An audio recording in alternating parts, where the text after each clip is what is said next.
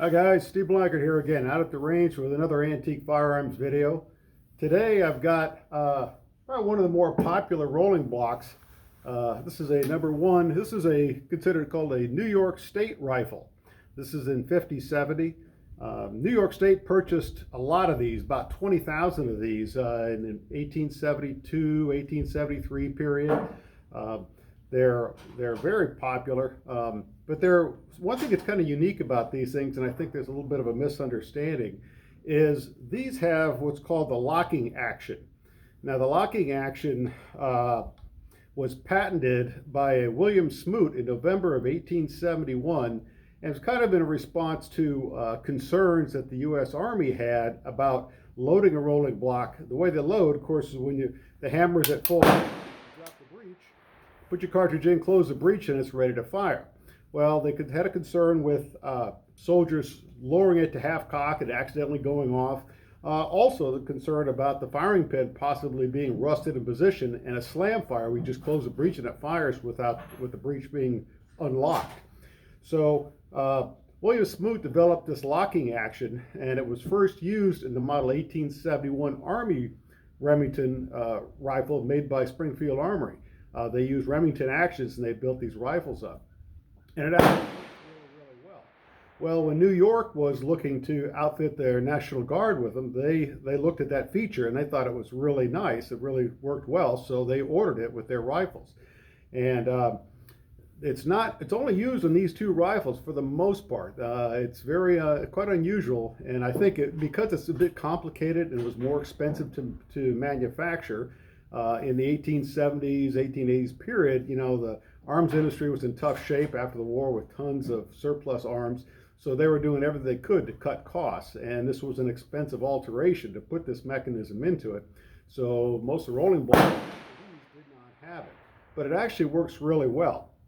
Now, there's a little bit of a misunderstanding, I think, on how this action works. And I've read different accounts, different articles and writers and videos that people show, and they say, well, when you bring it you load a cartridge, that it drops the hammer to half cock, and that's not true. So I want to demonstrate a little bit how this actually works. So I'm going to come up closer where you can see the action.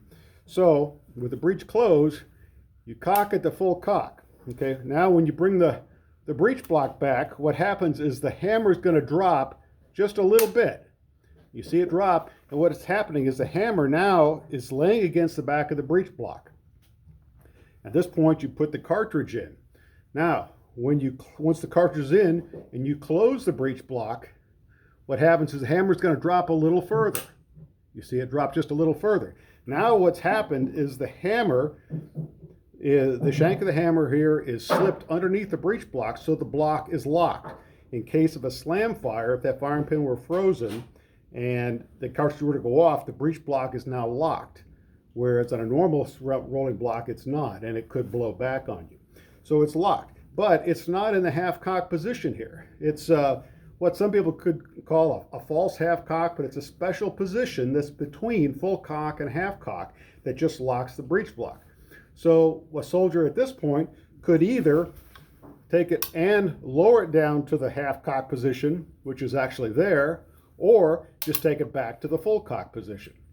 So that's the way it works. So it's not once you close the breech block, it's not in half cock. It's in this in-between position that locks the block so it can't slam fire, and it's ready for the soldier to either cock it to full fire, to full cock to fire it, or to lower it down to half cock, but it'll be in a safe position when he does that. So it works really well. It's a complicated system. It certainly was more expensive to manufacture, but it worked really well. And I'm a little surprised that Remington didn't use it more in some of their sporting rifles and other guns. But I guess it was just a matter of cost and trying to keep the prices down low. And I suppose there were some people that might have thought it was overly complicated or confusing. But it's really the 1871 Army rifle and the New York State rifles are the ones that have this primarily. So anyway, I'm down at the range here. It's kind of a rainy day here, so I'm just at the 100-yard gong line. So let's take a few shots at the gong, see if I can hit anything. So I've got my 50-70s loaded up here. These are loaded with 450 grain standard 50-70 bullet and 72 grains of Swiss 1.5 black powder. So it's a full case load, a full house load. So let's shoot a few.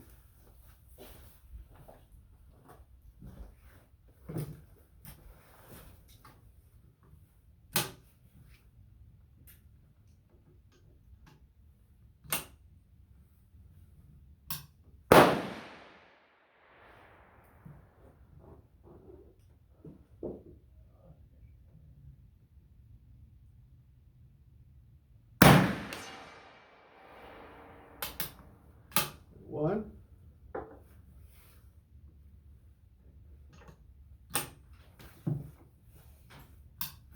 Remember to break it full cock each time.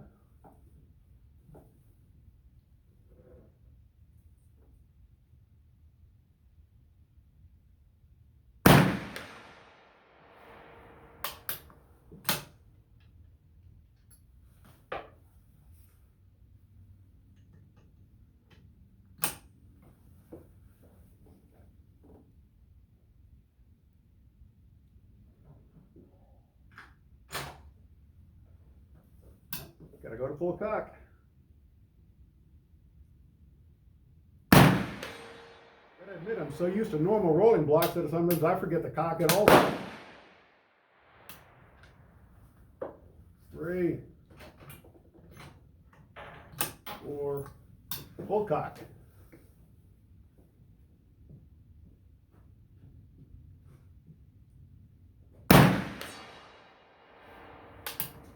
All right, one more.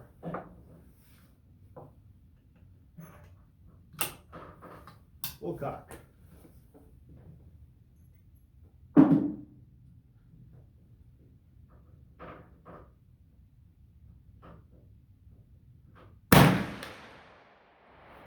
All right. So that's 5 shots. So, just a quick overview. The New York State Remington rolling block rifle with the locking action. About 20,000 of these were made, and then a small number of carbines. I want to say maybe 1,500 carbines, but they're fine rifles. You know, it's a nice alternative to many of the European foreign rifles in more unusual calibers for Americans. These are not hard to find because they made so many of them. There are quite a few of them around. So if you're looking for a 50-70, you want something that's particularly safer than most normal rolling blocks, take a look at one of these. They're really great rifles and you'll have a lot of fun with them.